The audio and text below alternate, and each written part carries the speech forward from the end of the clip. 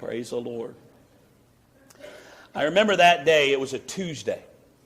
How many of you remember that day 21 years ago? Anybody? A lot of hands. How many of you, let me say this, how many of you do not remember that day? All right, maybe you were too young, all right, and that's okay.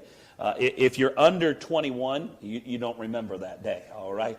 So let me say that again. How many of you do not remember that day 21 years ago? All right, so a lot of folks.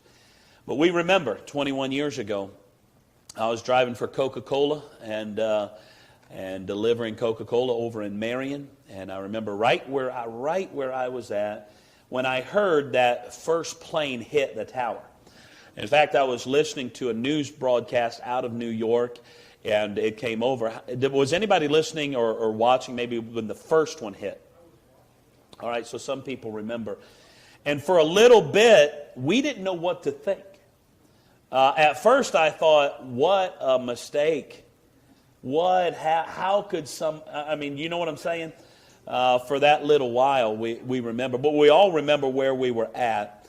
It's a day that'll never be forgotten. Here's what I want to say. Within 3 hours that Tuesday morning, New York's tallest buildings, and at one point, I think the tallest buildings in the world, were gone.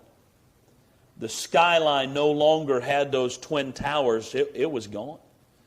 At 7:59 a.m. that morning, Flight 11 left Boston, and it was carrying 92 people. They're headed from Boston to Los Angeles.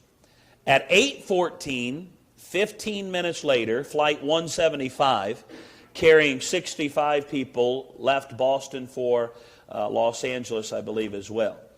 At 8:14...